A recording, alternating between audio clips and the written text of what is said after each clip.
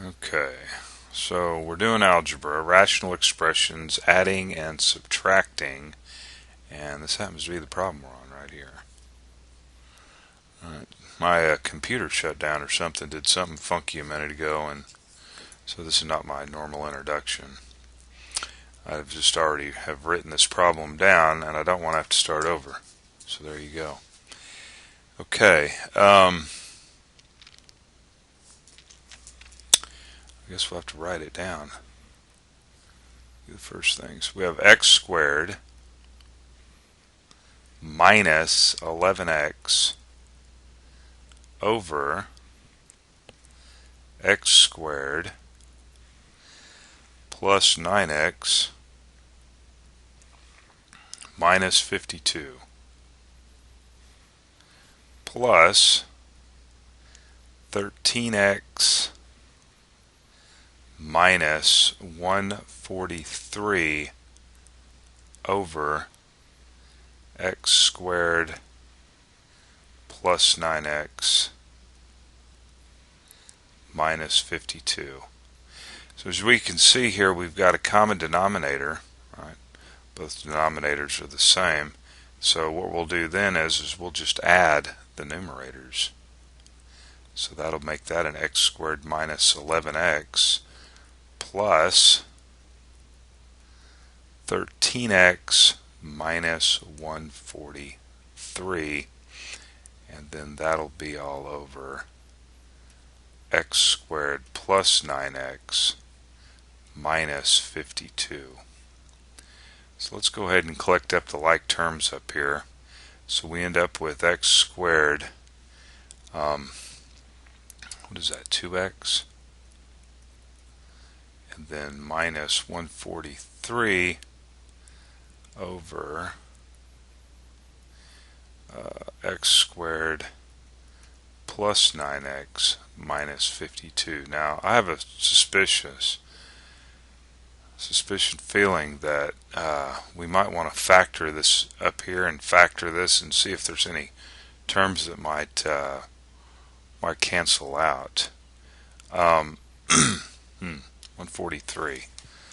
What do we got on that? I think it might be easier to do 52 maybe, and we'll just write it right over here. We can say equal at this point. Okay, so two numbers multiplied together gives us 52, and then we get 9. The heck could those be? Let's see. Do a little side work down here. 52. So we got a 1 and, well, we got 1 and 52, but I can see that that's not going to work. We got 2 and 26. And that's not going to get us a 9. Now we got a minus sign and a plus sign right here, so one of these is going to have to be a negative, obviously. And probably the smallest number will be negative, right? And what we've been doing in the past is we'd say, okay, two numbers multiplied together, that gives us negative 52, and then when we add them, we get a positive 9, right? So let's take a look at this. We got 2 and 26. 2 and 26. Now, 2 and 26 here, there's no way we can get a 9 here, okay? So let's go ahead and break this down some more. And we know that 26 can be broken down to 2 and 13. So we got another 2 here.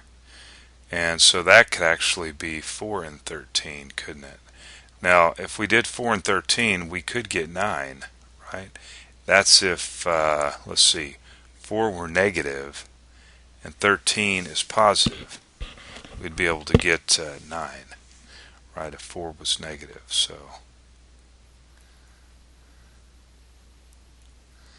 go ahead and do that. 4 and 13. 4 is negative, 13 is positive. The reason I started with that is because now we can figure out that if this thing factors up here and we got terms that cancel out, well, it's either going to be a 13 or a 4 that's going to make up this 143, you see.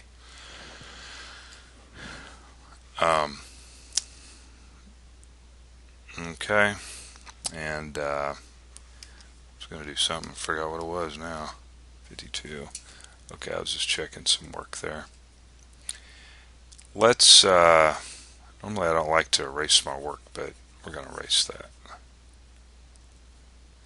And I guess we're going to erase this over here too. Erase that. So we're focusing now on 143. And I'm going to look at 13 here. 13, let's see if 13 goes into 143. And it does 11 times. There you go. Okay. So let's see, 11 and 13. Will that get us a 2? It sure does. Look at that. Because 11 minus 13 is negative 2. But we need a positive 2. So it's going to be a negative 11 then, isn't it? X minus 11 and x plus 13. What do you know? Alright. Yeah, 13 times 11 is 143. So we need a negative 11, right, to get that, and then negative 11 plus 13 is positive 2. Okay, so as you can see here, these cancel out. Okay, now I've mentioned this before and I'll mention it again. These are not technically equal when we cancel these terms out. Okay, we would have to state that x cannot be equal to negative 13 here.